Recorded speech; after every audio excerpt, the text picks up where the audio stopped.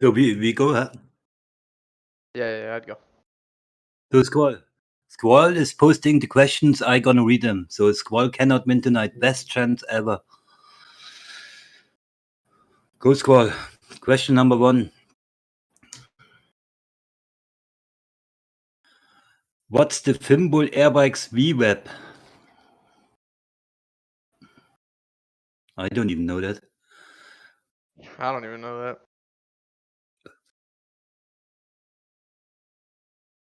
Maybe that's it. Benny typed it false. Or is it false? Like 16, 50%? 15? I don't know. Benny. Oh man, Benny, come on. Okay, cool. Uh,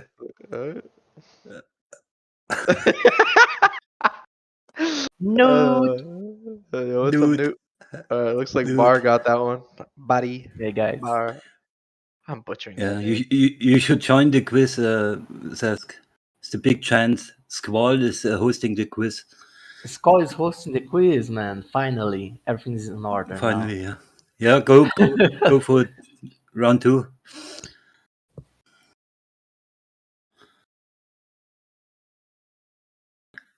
Talking about R4, what's the cheaper resource we use in Score?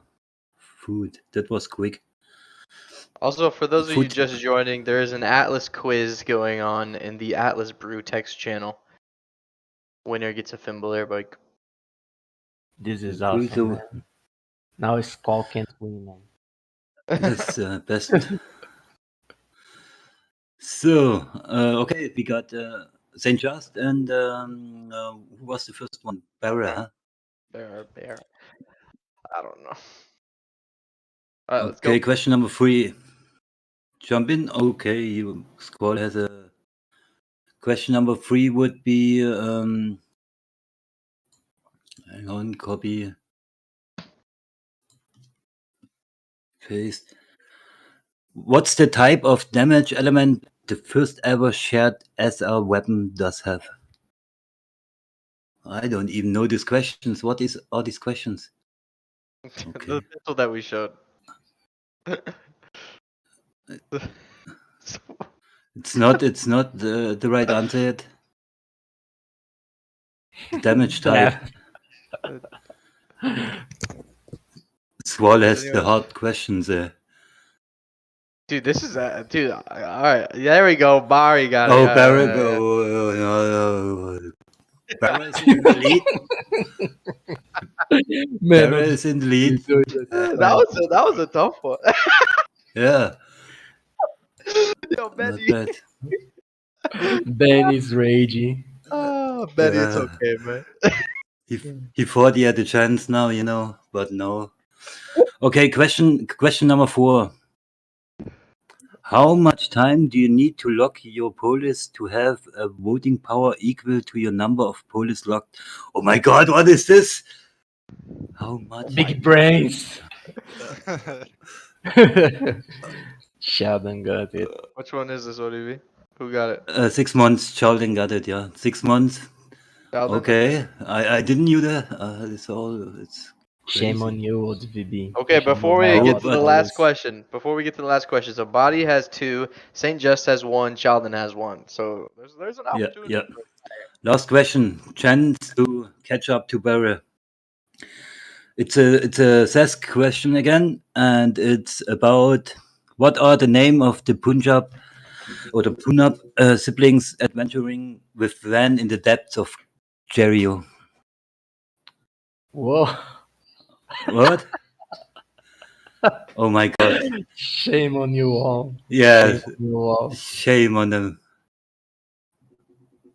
Oh.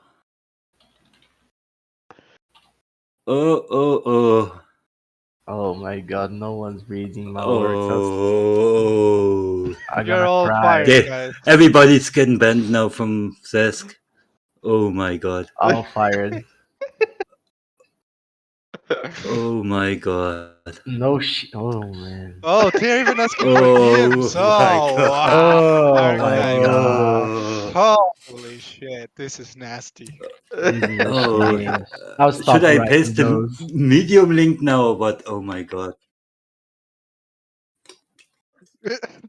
they are Oh my Did I god. miss saying something? sorry. They are saying Oh, sorry now. what a shame.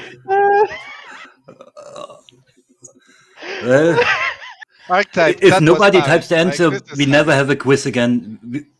We never do a quiz again if nobody has the answer.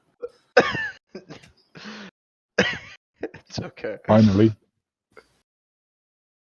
Man, Oh no my god. way. Oh, like Squall said, if I can't win, nobody can win, or what? What? We got It's, one of the answers? yeah, but Already? Yeah. Let's oh, go, Saint. nice, Well, Power and Hawk. Man, someone ban saved, Bear, man. saved. So, Yeah, so man, we need it's one more a. Oh question. my god! Yeah, Dominic has enough bikes. He always said, "Oh, last time you remember, like 5 bikes." So I think yeah, they now you both want to do that, of course, I don't have a. Oh, Squall comes here and has a deciding question. huh? No. Let's just give Squall, do you have an extra question?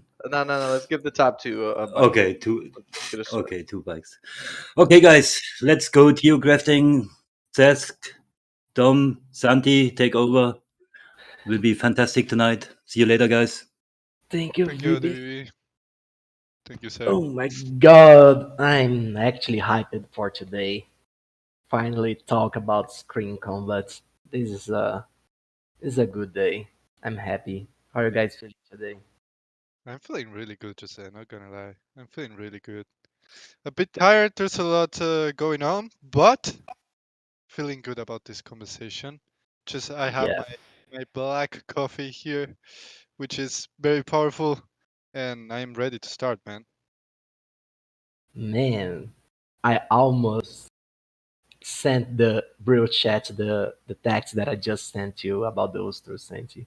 Oh, I almost leaked a huge alpha right now, but yeah, yeah. I think we people probably know already, but just say you have a bigger role in the Stratless uh, lore scene, if we want to call it like that, right? yeah, I work with the guys in the writers' room to get the alpha's coming soon, and I wanted to show. I shared yesterday something cool about the Usturs with the community on the Brew chat. I am trying to find. Here we go. Found it. Everyone, if you want to learn more about the Usturs and their names, I just hinted on the link of our conversation yesterday. And yeah, we are hoping to expand more about what's going on in the lore, you know. You guys will see more and more about the factions, about the manufacturers, like the traits of each race, what's an Ustur, what's a Mierez, what do they eat, where they sleep, what they enjoy, you know, things like that, how their culture works, and yeah, I'm pretty excited for this new phase, and I hope this will get everyone pumped up to play Screen and our other products. Feeling hyped Awesome. about. Do you want to explain it a little bit for the users we have here? Just Yeah, a little bit. guys. Be Yeah, careful just to say. I know you will spill the this beans. is treading the thin line here, but yeah, those But two Jose, I got a culture. question. Yeah, go on. Isn't it a little unfair that our lore writer is Ooster and the first thing he writes? Oh. Are you saying that I'm biased? Oh. I'm Is that saying, what you're saying? uh, I'm I'm not saying anything. I'm just starting a dialogue. You He know. put you on the spot real quick. I'll tell you something, Dominic. The first one that I wrote was the Mieres race. The Yeah. Mieres Alright, you race got is true. yeah, Right. and you know that, and I did, and I'm such a good friend that I went and said, Dom, this is a homage to you and to Santi, and I wrote the first lore being the Onis, and that's how you repay me my kindness and my love, right? Awesome, awesome, How the awesome. This is Star Oh, Atlas, guys. This is the guy that I work with, you know? Yeah, this is love in the biggest of its forms. Yeah. So, yeah, do you want to speak a But little bit yeah, about the yeah, Uster one yeah. before we I move want to to talk. Scream? Yeah, I want to talk real fast about the Uster one. I don't want to release more alpha than already have. If you are interested, you can look at the conversation that we had in the chat. But basically, Ustur's name are somewhat important for their society and culture. And the first name of any Ustur comes from a collective noun, like, for example, let's say army, and it suffers some variation of that. And that name is somewhat linked with the Ustur personality, the idea of how he sees himself or what he's looking for to do in reality and things like that. And the second name, the actual important name, comes from it reflects the degree of enlightenment and development of an Ustur in his journey on the material world. So every Ustur starts at the dot bod name, and as he progresses on the development of himself, as he journeys to the galaxy and starts seeing stuff and making sense of reality and finding his own truths, he'll be able to advance in the name ladder. So you start on bod and you go all the way to elder. And in the future, you guys will see the results of this path of enlightenment, if we may say it like that, and how it is really important for the culture of the Usturs as a whole. You know, their society is pretty much organized under the system, and this is some of the stuff that make the Usturs very unique. And I can't wait to be able to disclose the full depth of the system to you guys. But for now, yeah, you can start making your true Ooster names.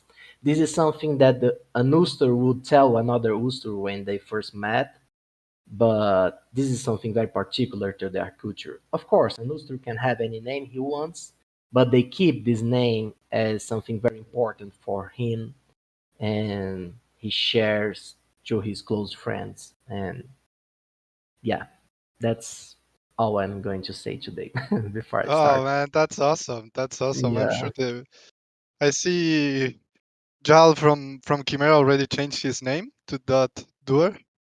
Dor. Not sure what will be the correct pronunciation, yeah, but duh. Duh. Man, that's awesome. And just, I think I speak in the name of the whole community that we are happy that you are actually like writing all this, because everybody who has joined just one brew, they already know how passionate you are about Stratlet and the lore of Thanks, bro. Stratlet. So just wanted to give you the love you deserve, Jose, man. We're happy Thanks, for bro. We are together, man. we're happy for you, man. So I would like to know if there are any comments on this before we move to the main topic for today. Yeah, I guess we need to jump right away because there is a lot to cover. I don't know, we have been having discussions in Foundation Room, and the screen combat is like one of the things that the community is most looking forward, right, Santi? The Exactly. guys are super hyped about this. We at Star Atlas are super hyped about this. And we figured that it's time to finally open the stage for the guys to talk about. Yeah. And we are concerned because I'm sure that everyone has opinions about combat, everyone wants to talk about it. So I fear that maybe we should start the conversation by having specific topics, like starting from the first question, like, Yeah. Just a little bit more context before we jump straight into the question. Uh, what happened here was there was a discussion in Foundation Room chat. Anybody can access that if you boost the server with Chip and the community that was regarding Scream Combat, and a bunch of different topics were discussed. All productive conversation. And Chip and the guys are already thinking about some stuff, but they wanted us to theorycraft and brainstorm about different topics regarding screen combat, just to have the input from the community on how we feel things should be. What we do here basically is we take notes on the from the conversation here, and we send them to Chip and the Scream team to digest, pretty much. So we will be taking notes of this conversation.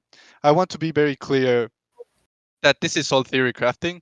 Me and Jose and Dom and everybody from the Atlas team should be seen as committee members while we do this. We don't have the final answers for things like what is going to happen on Scream and stuff like that. But the team wants to get community input, and we feel like the brew is a perfect place to get that. So yeah, we'll jump straight into business. Something I need to be very clear on as well is that please, if you're going to speak, be respectful of everyone's time, since these are probably great topics that everybody has an opinion on. Uh, if you're going for too long, you will probably be interrupted by one of the hosts, me, Jose, or Dom. So please be respectful of that, so everybody can have some time to speak. And we don't want to go as far as muting anybody. So please be respectful with the time while you speak, because everybody has an opinion and a lot of people would like to share.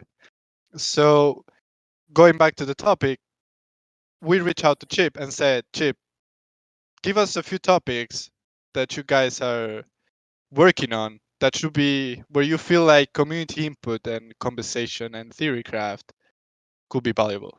So Chip sent us this list of questions that I'm sharing right now on the Atlas Brew chat on things related to Scream Combat. So what we will do is we will go through them. Don't worry if we don't go through all of them. There are a lot, and there's probably even one brew can be done around just one of them. So don't worry if we don't go through all of them, guys. We can have another brew for this. So without further ado, I think we are pretty much ready to get started. Uh, Jose, I know you're typing right now, so Sorry, you can uh, guys can hear. let's get started here, Jose. I would like to get your first thoughts on the first question, which is three-way battles. We know that in Scream, the three factions will be interacting basically. How should three-way battles work? Like, what if the third just joins the attack or defense? Do you have any thoughts on that, Jose?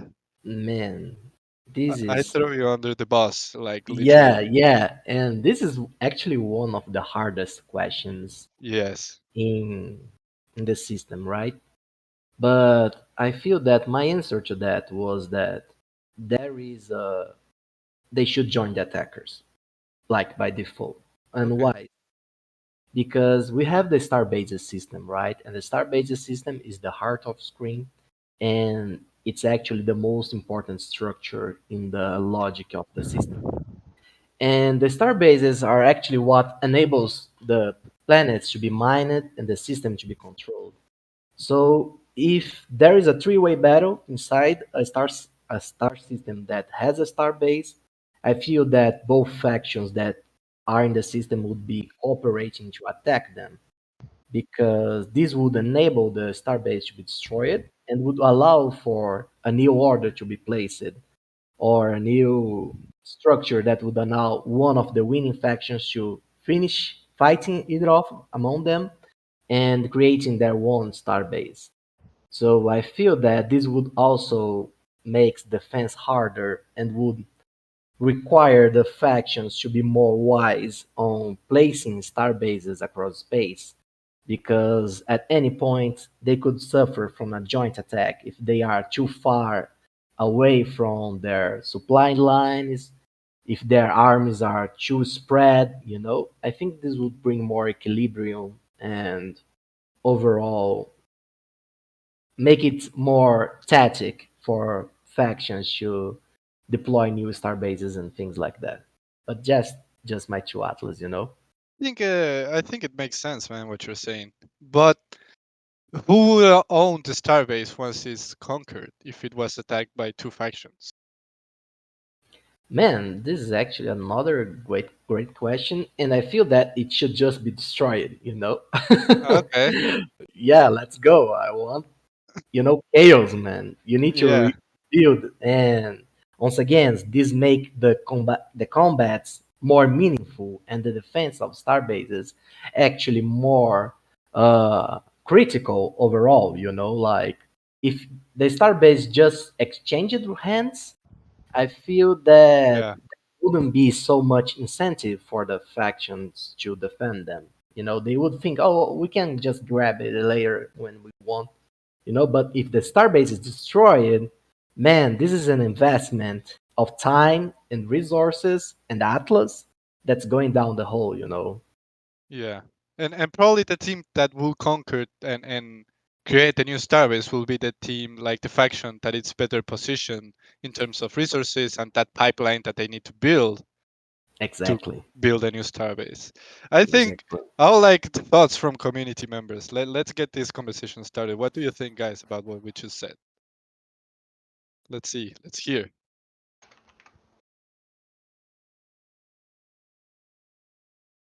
Okay, so we were expecting people to speak No more, way. Yeah. and Yeah. What looks like happened? everybody's shy. Uh, Yeah. Yeah, Somebody it wanted to sounds say? like you're right. When you're having a three-way battle, normally you help the attacking force to Mhm. make sure the uh, starbase is destroyed. I agree with that as well. And do you agree also with the second part, which will be it needs to be rebuilt, and the team that builds it first conquers that zone, to say it some way.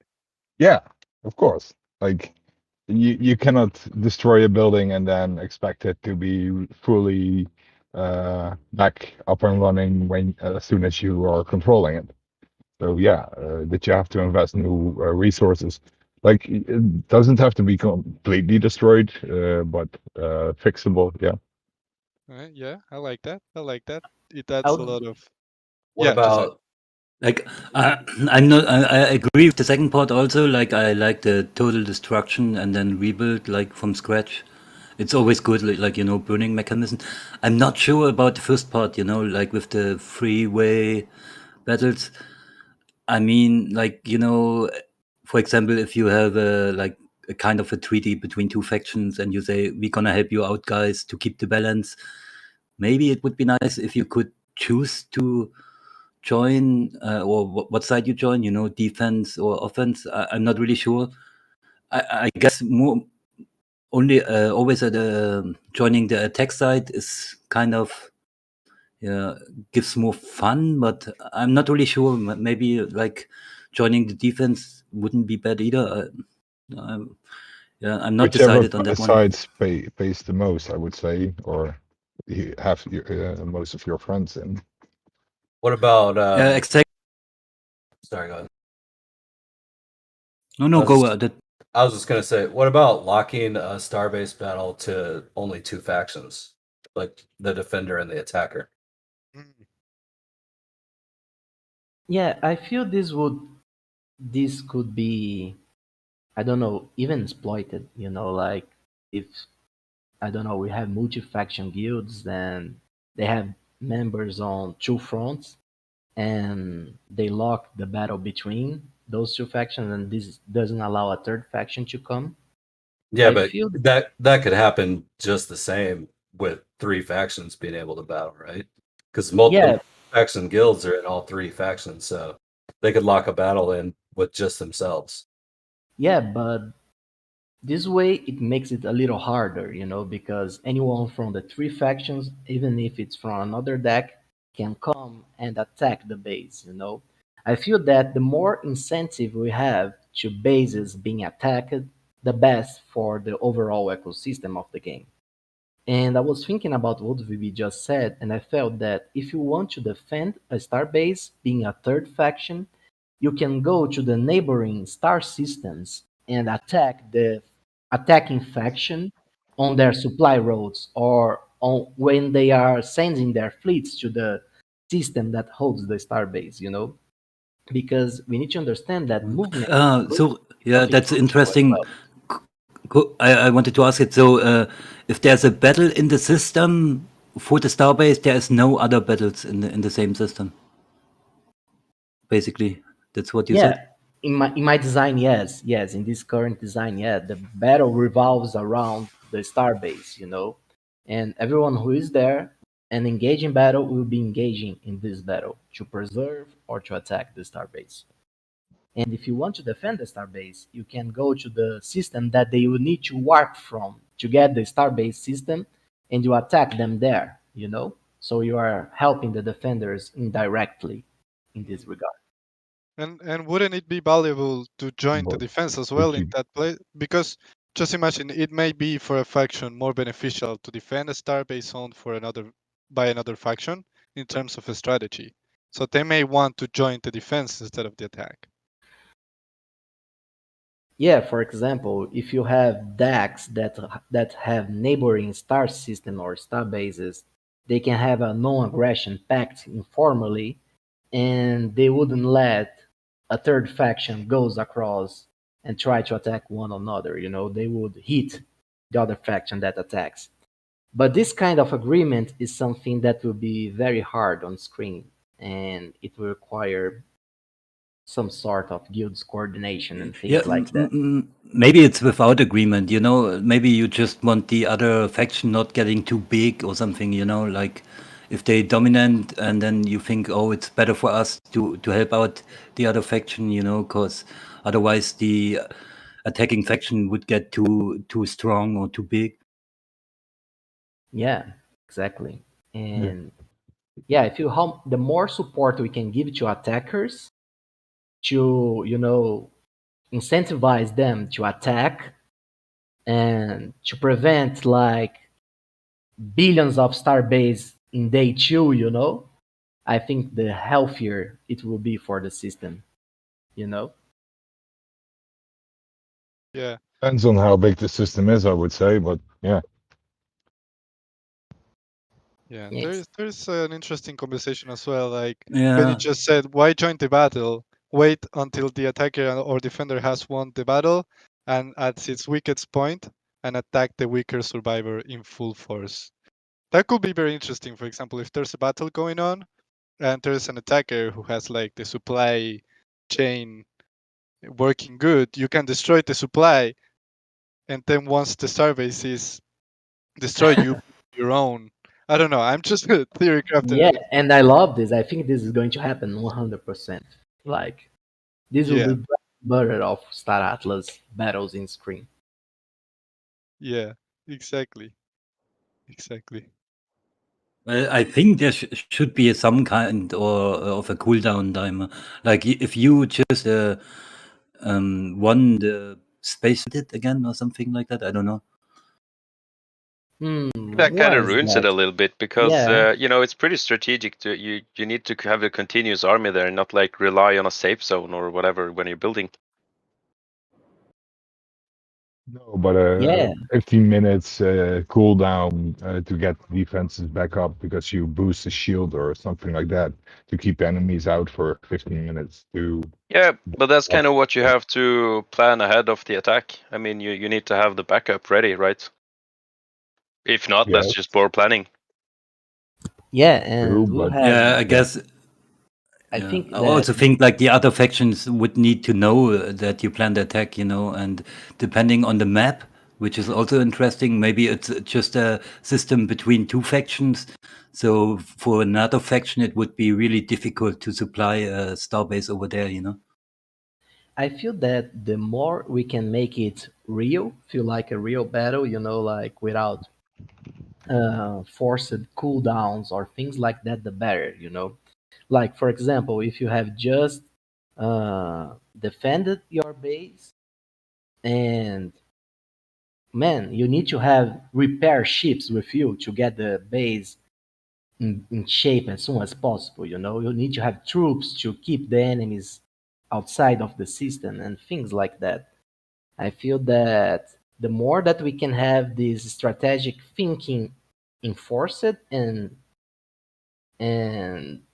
leverage inside the game of Star Atlas, I think the more strategic, more fun, and even in a way punishing for bad actions, and this is overall healthy for Yeah. us, in my It kind opinion. of needs to be fast paced, in my opinion, to be fun.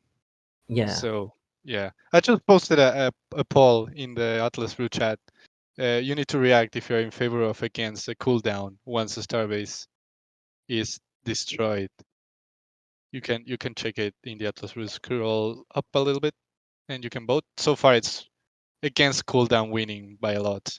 So I mean, even if there is like no cooldown, what like is there a way to heal your fleet before you go into the next battle? Like, let's say you get out of a battle and your fleet, I don't know, just kind of it was wrecked. Your fleet was wrecked, but can you heal before another person attacks you? Like, what action goes first, healing or the other person attacking you? So like, is healing instant? How like that's kind of where my mind goes as someone who plays games for like their competitiveness.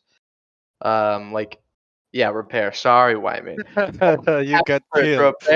Repairing, or someone else attacking you. I'm curious to see like what action happens first, Well, I think as and soon how as the much battle can you ends, repair? yeah, I think as the battle ends, the repairing ships start and rebuild the fleets, And if you are in your lone star base, this might give you a bonus because you have structure there. So, and this gives utility to the repair ships, This actually opens up a real big part of their hole in the gameplay of screen. So yeah, and if you didn't, and you need to have a perimeter, you need to have troops protecting the star base that it rebuilds. This is part of the game because the star bases gives you the ability to get resources from the star system. So they are a huge thing for the faction. So yeah, man, you need to be able to protect them. You need to be able to let them be repaired by the fleets, and yeah, I mean, this just gets back like this brings me to like meta and like what's gonna be like a meta fleet. Like having like a bunch of repair ships. Like, is that gonna be meta so you can't be bombarded after a battle? Like, how fast can like a full repair fleet be repaired after a battle? Like, is that gonna be meta? Like my mind just runs wild with what kind of fleet will be meta, and if repair ships will be meta because of that, like people waiting for you to come out of battle. yeah, I think that there is Where my no mind goes. meta in a large sense because there are many variables. Like there is like bombard ships will be good for siege, but they will be bad if the guy goes to your bombard ships and start doing a dogfight, So you need to cover pretty much. You need to cover all the points. You need all sorts of ships. You need salvage ships to get the loot fast from others before they collect everything and you are left with nothing. You need ships that are able to lay siege. You need ships that will defend the fleets that's laying siege.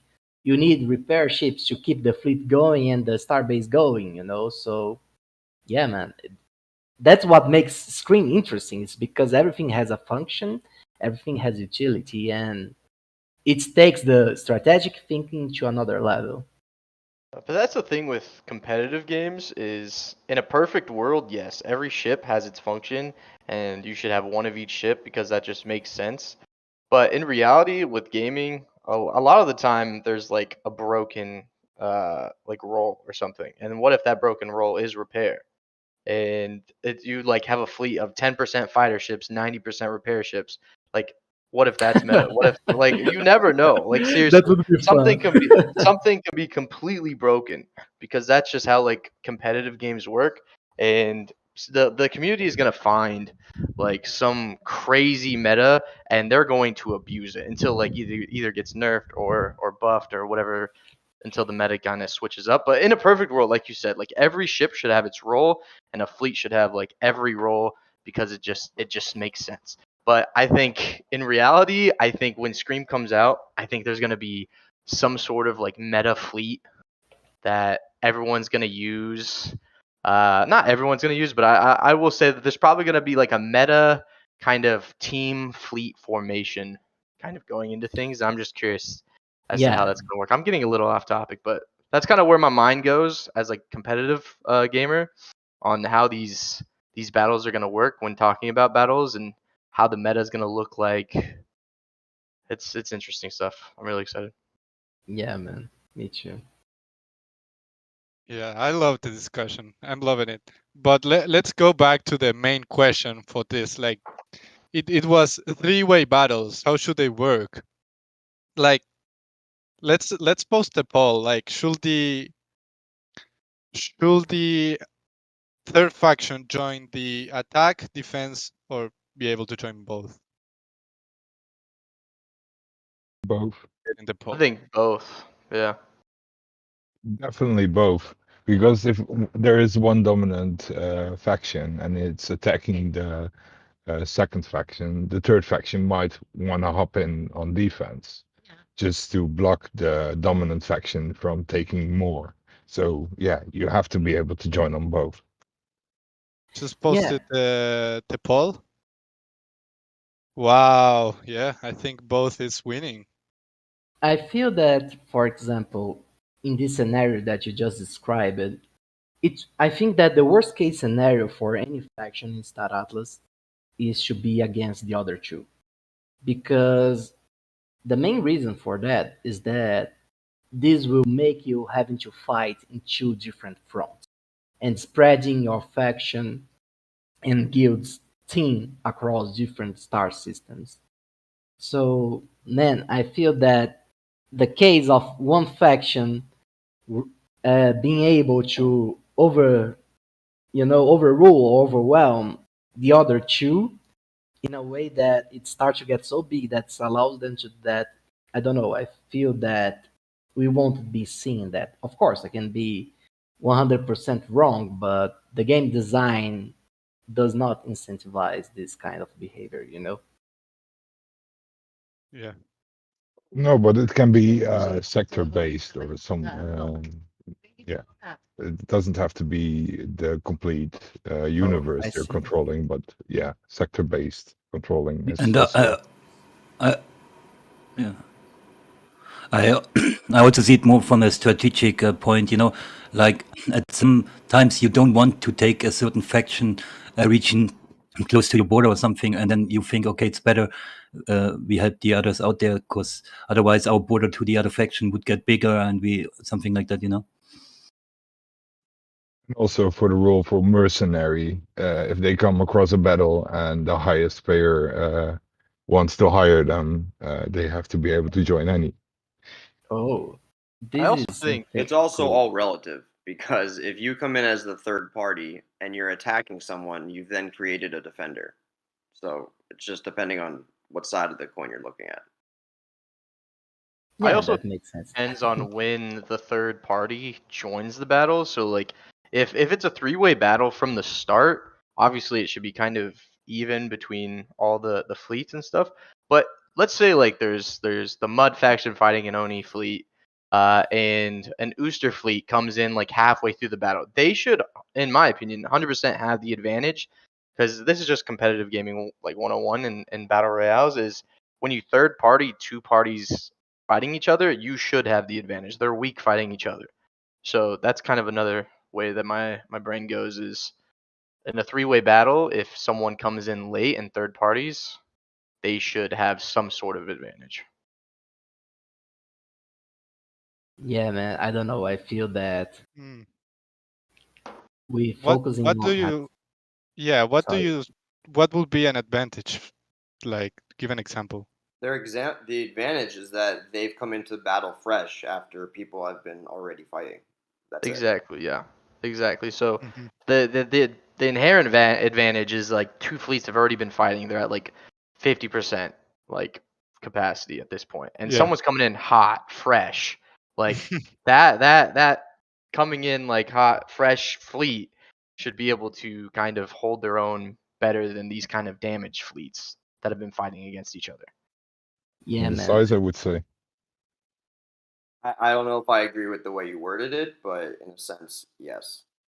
I mean, I wouldn't say a full strength freighting fleet would still be able to take out a half strength fight Well, spec. yeah, of course. It depends on the fleet. I'm just saying there's like advantages in like health, basically. Like if all three yeah, fleets sort of had the stating the same obvious exact stuff, right? fleet, like the same If exact they- if- fleet, all three had the same ones, the third party who's coming in fresh should have an advantage coming into that. Let's just say they all have the same fleet. It's just inherent. It's not really a should or shouldn't, right? Yeah, it's They have more inherent. HP. They have more ammo. They're ready to go. You can pick the easy targets. Yeah, an advantage would signify that you're giving them some other benefit aside from the obvious.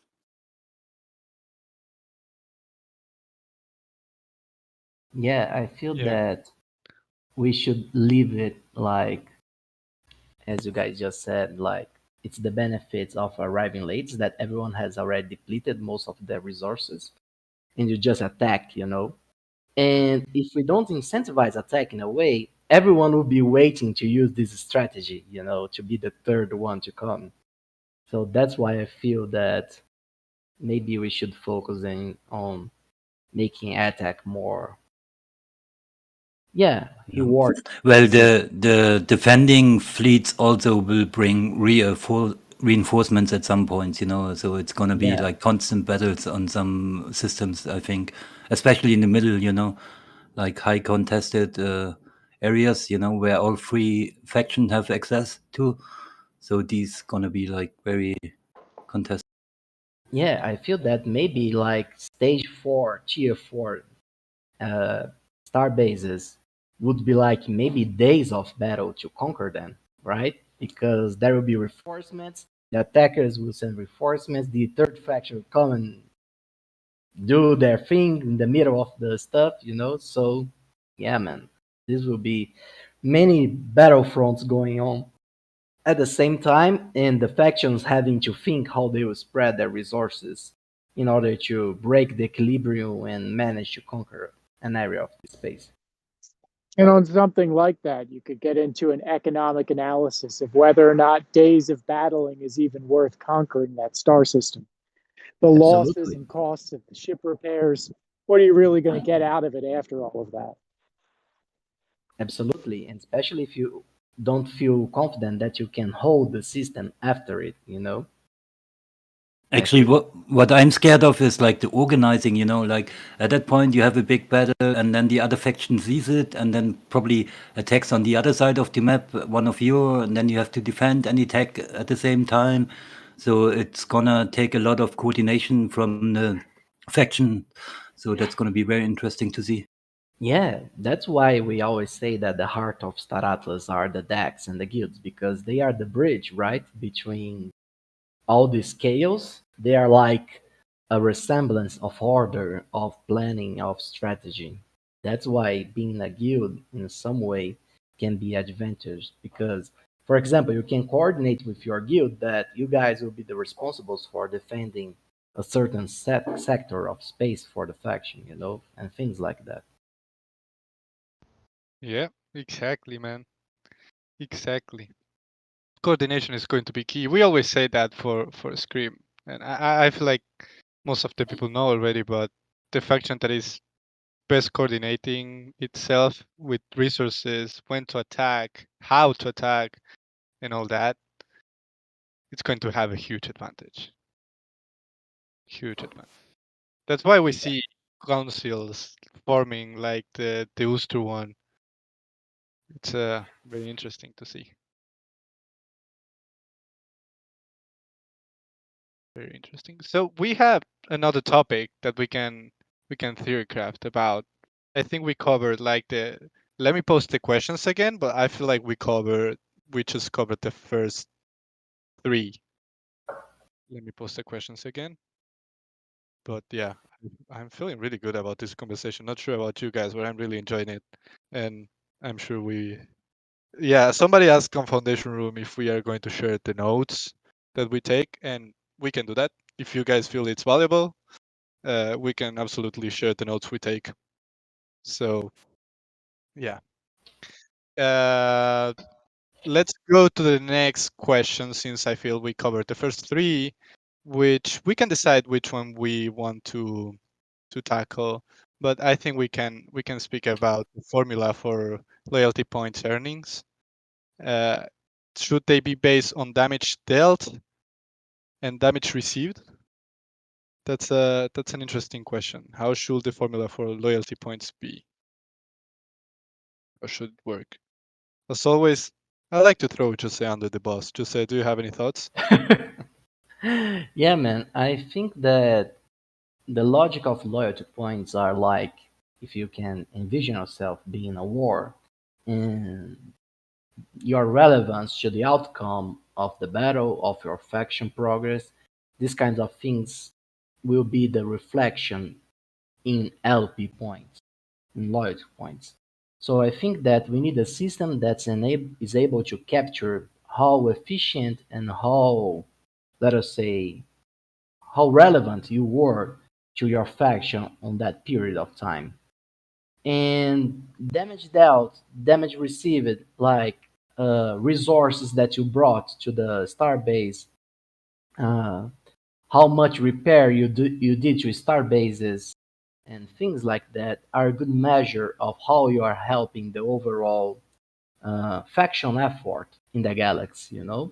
If you are like 24/7 bringing resources to the star bases, if you are mining stuff and bringing them to upgrade the structure of the star base, if you are fighting the faction's enemies and protecting the star base or attacking other factions, I feel that you should be rewarded on that proportion.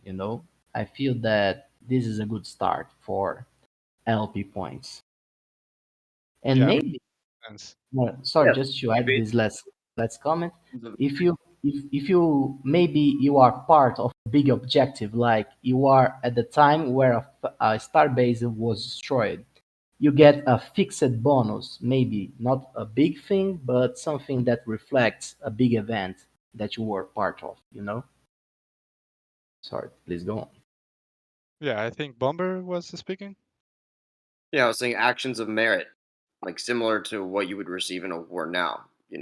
Damage received and dealt, I think, could be pertinent to one of the classifications of getting it, but there are many things that you could do, as Jose mentioned, like as resupplying, medic tasks or any of the like. So Mhm. I'm more in favor of the overall broad spectrum of tasks. Yeah. I see Josie posted, hopefully I'm pronouncing your name well. Josie posted damage dealt plus damage received plus health points repaired divided by some number. I mean, for some people, one of the most valuable things they could be doing with their ship at a given moment might just be genuinely parking near a starbase or sitting on an area that was recently occupied to make sure that it has a reasonable defense if somebody shows up to it. And I think you're really going to need, if you want it to be a fair system, some kind of very broad set of variables that can contribute to LP. If you just incentivize it that, I'm only getting LP if I'm out there fighting or repairing, it's there's a lot of other activities that kind of get messed over. And I think you're probably going to need at least a dozen variables that you're tracking if you want to reward all kinds of valuable behaviors. Maybe they don't all pay out the same. The guy sitting on a planet, might have to negotiate with his peers. Like, listen, I'll sit here, but I'm only getting so much LP to do that, and something's got to get worked out. But You want that to happen. Exactly. I think you are bringing up It a very was good point. Yeah, that's a If it good was also damage dealt and damage received, you could abuse that mechanic if it wasn't tied to destruction, since you could have two players or the same player with two wallets, and he just sends his fleet. If he has two capitals, or right, the larger the ship, the more of the LP you'll gain. The more damage received. You fight each other, refresh, and continue to do that. So if you're going to do something like that, I think there needs to be a mechanic where it would prevent abuse. Yeah. yeah, just Yeah, I idle a was. P11 and shoot like an envoy at it for like 6 hours. Yeah, Yeah. and then Just park Yeah, refresh, two repair exactly, or ships with something it like that. and just keep shooting over it. no, but I was thinking, like, I also want to see a broader spectrum of how you can earn the points. Because imagine like you specialized on transporting, and like your faction asks, "Oh, can you send me 10 transport ships? We need resources." And then you bring the resources, and you have no defense. You get blown up, and it's a really risky job, and it should be rewarded as well. For example. Yeah, of course. There should be a loop to reward all activities inside the game, from repairing to transporting to salvaging. All of this can be done for the faction. But we also need to remember that LP isn't the only way to profit in the game, right? Because, for example, No, if but you it's are the only way to supplying, expand. yeah, if you are supplying, for example, resources to the fighters and things like that, this is also another path that might be even more rewarding in terms of Atlas than the LP contributions. So I think this gives us a good scenario where players there is a dynamic equilibrium between the activities. So you can see what's in more demand by your faction's standpoint. Like, we have few supply ships going through the star bases. So yeah, I'll direct my fleets to do this activity. Or we need more fighters to defend the star base. So yeah, I think the variables in play should reflect this kind of thing, and maybe even push players at some point to do things that reward them directly, like selling resources that they craft and refine, than playing LP activities. Here's a really weird idea that isn't fleshed out at all, but may be interesting. So you don't have to track as many variables. And of course, it'll have its own flaws because I just came up with it. But what if at the beginning of an epoch or like a time cycle, every single player inside a given faction was essentially airdropped a certain amount of LP? And one second. Oh, I was super interested in it. Banned. Apologize. I was And getting a Amber Alert on my phone. It started making all this noise. But what if at the beginning of each epoch or like time segment, every single player in a given faction was airdropped the amount of LP for that faction for the day in their equal distribution, and they decide amongst each other as they're running around the galaxy doing all these things what's worth what. And someone goes and fights some great battle and other people are contributing to it, or they're negotiating with each other like, listen, I'll sit on this planet, but what am I getting for it? Or they're running cargo and other people can pay them an LP for the cargo. And the trick is the LP that gets dropped to you can't be kept by you. And so at the end of the day, it all gets redistributed amongst the faction from individual people casting their individual equal votes of what was worth what. Now, again, not at all a fleshed out idea, but no, an but interesting idea. I think we get it. I think at least I feel like I got it, man, and I think it's very cool actually. Like, it should not sure how it will be built. Like, it could probably be like a faction DAO that receives that airdrop, and the faction itself like decides over a few names who participated in different battles or that did any. When I say names, it's probably like wallet addresses that participated in. That helped a lot the faction overall, and like the same DAO votes who should receive what percentage. Because then technically anything could earn LP. And it's a lot harder to game the system. That's a good idea. I like it. Any thoughts? Why not just time spent? I have a thought on it. Yeah. Go for it. Like, once you start getting into like a pool of something like that, then you start worrying about favoritism in any type of way, right? Like, you talk about a faction DAO controlling that. So if you have a number of people that, for whatever reason, aren't voting on that DAO, then they could potentially just get completely screwed out of any LP. Right. Now, I didn't say faction DAO. I said even distribution amongst all faction But players. I know it's not hashed out or anything. I'm just playing devil's advocate. 'Cause I agree. I wouldn't go for a centralized approach to it. The idea is if every single player starts with the same amount of LP for an epoch, but they have to get rid of what they were given. It creates an interesting dynamic of players deciding amongst players what's worth what, which I My think is a cool idea. yeah, I Why think it's not a cool just idea trade? too. My Why not biggest just issue, trade it with a guildie and do it one-on-one? Both have at least what you have been dropped to. If everyone gets the same amount of the airdrop, it would entirely de-incentivize players to do more. So we're just talking about communism, right? Am I on the right page yeah, here? Or do you get drop based on VWAP? I'm with Bomber also. Like, if you send out the same amount to everyone, then you're incentivizing players to not potentially be active in the game because they still get rewarded no matter how much they play, right? I think Yeah, each player could log in one day each and just once again send it to their friend and be done. The full amount.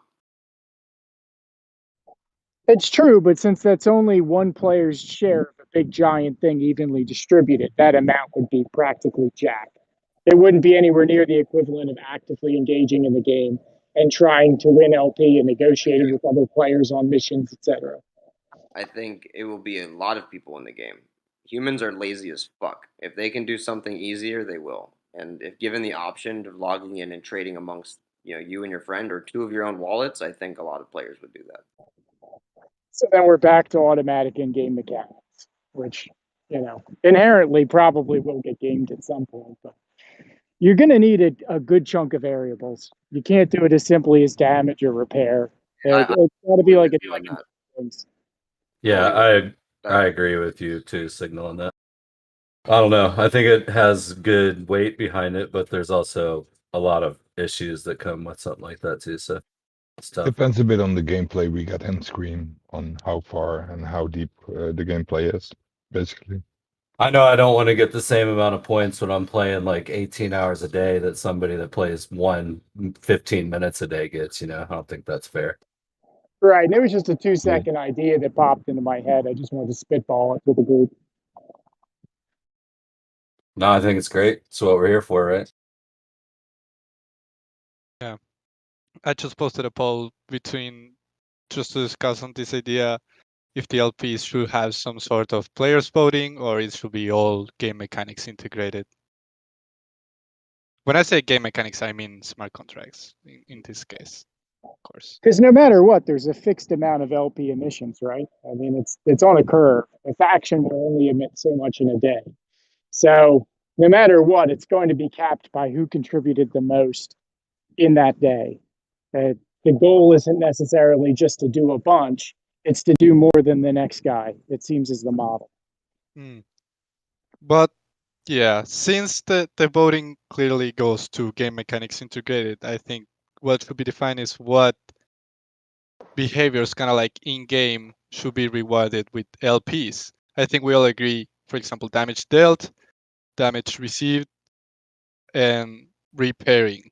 I think there should be some amount of LP generated for everything that's beneficial you do in the game to your faction. No matter what that role is, repairing, mining, exploring, fighting, damage dealt, health, or damage taken. Like there's probably 100. But we have to be very, but we have to be very careful. Like one of my main concerns, I hate the bots and stuff. We have to look what the bots can do and not, So I'm 100%. The more complex the task is to earn LP, the better, I think. Because if you make an easy task like just mining and you earn LP for it, and then there will be tons of bots doing that, Not just complexity though, but that's one of my also concerns. risk. I think there's certain things that should have more value. Like obviously fighting and battling should, in my opinion, should probably have a lot be a weighted lot more higher percentage, than someone just kind of like defending a planet. But obviously someone just defending a planet should still earn something, just not as much as someone who's like in the Yeah, it should definitely be tiered. Yeah. I don't know about that. Once again, it's relative because if you're defending, you're still fighting for yourself. So that doesn't make sense. Another thing you could have as a balancing mechanic, if it's like damage taken or given, is you could at least try to incorporate some kind of logic that, it shouldn't be possible for a given account to have done X amount of damage and not received maybe like at least 50% of that damage back. That could help to counter some kind of multi-account idling or bot activity. But it is one of the things I did like about the idea of like player distributed LP, which maybe that can even just be a small factor of it, but it would make it easy if like at the beginning of a playing session, Dark Matter or some other group could just take our LP and toss it in a central, coffer for ourselves and go like, okay, let's go around and like we'll distribute this based off of this structure that we've written out. Like, okay, if you're shipping, here's how much you're going to be making per run. If you're fighting, here's what you're doing here. Here's what we're doing today. We're going to allocate this much over for repairs or this or that. It also makes it harder for bots because not many players would naturally want to reward a bot. If they clearly see one going around, they're not going to go, hey, that guy deserves some LP. Why not? I don't know. It's a complex question. I think you need a combination of in-game mechanics and logic, and you're going to need some kind of human component. I would say somewhere between the two, both. If players get a vote on where LP goes, it seems very unlikely that bots are going to be very profitable. But if you rely it all on players, you get just as messed up a system as if you relied entirely on mechanics. Yeah, I totally understand that. There are benefits in both. It seems like the community-wide thought it's like, don't get humans involved into LP stuff. That's what I hear. That's what I see from the votes. But I totally agree with that. Like if it's all included like in the smart contract or game mechanics, however you want to call it, it should be very well balanced in terms of riskier stuff should get rewarded more LPs and things like that. But there could also be like a percentage. Like I like your idea, Signal. I'm not disregarding your idea. That there maybe should be a percentage of the whole LP that goes under voting, how it's distributed. Maybe you call it more like tipping rather than like your main pay, which would be automatic. 100%. I like that. Yeah. The more I'm leaning towards it and the more we discuss it, the more I think like maybe like an 80-20 split on the distribution of like 80% mechanics, 20% like individual players can tip you or give you little bonuses of LP, something like that. And that would also make it so anyone taking their tiny little bonus and passing it around, like Bomber was saying, taking the lazier route, like they'd essentially be making nothing. It's enough to like help improve something, or a couple players could pull together and help somebody else. But it's not a significant feature. 80% of it would be in the mechanics. I have a question though. Also, what about the sheer size of the system, and also kind of like to what you guys are saying, as far as what about when you well, can you just comment on the sheer size as far as how many of these battles could be arguably going on at the same time before I ask another question? That's a bit. I think we could go off topic if we go that route. I think we could go a little bit off topic if we answer that. And Anywhere between like 1 and infinity, depending on player count. Well, Sanji. also the reason I asked was for the simple fact that if you're gonna put it in the like you know what I mean, the smart contracts, then wouldn't it be like inherently dangerous certain places versus others? And if we're all getting paid the same thing for say battling, but some battles may be kind of nerfed versus other places or other factions that you're attacking at certain times. That's why I ask, like, just in theory, like, does it take 24 hours to get from one side to the other, or roughly? That's what I wanted to know, because that could kind of determine the way that certain people move and what things are worth what, and so on and so forth. I mean, yeah, the battles could be a lot. I don't think there's like a limit on battles that could happen at the same time. Sanji, But Yeah, I, Jose. I didn't really mean like a we are. limit. I just Well, meant more so like let's let Jose has something to say. No, Jose. no. I just to be. We need to be mindful of the time, and maybe we could do this next week as well. What do you guys think about that? Because I think that Yeah, It's there's at much least to a talk about. productive conversation. it is, and yeah, I think we are going. You Jose probably need to jump. I have a call as well coming Yeah. up, so I think it's a good moment to close and let's continue the conversation next week. I know you guys are not done. I totally do. Yeah, I know that, guys. Don't start. Yeah, we know you are not done. We will continue this conversation next week, and it's important for me, Jose, and everybody to be there because we are taking notes. So I know everybody is really enjoying the conversation, but we need to jump. So let's continue. Let's continue next week, guys. I think it was an awesome brew. I really, really enjoyed the conversation. I think it was. I will go as far as saying this was one of the best conversations ever in a brew. I can go as far as that.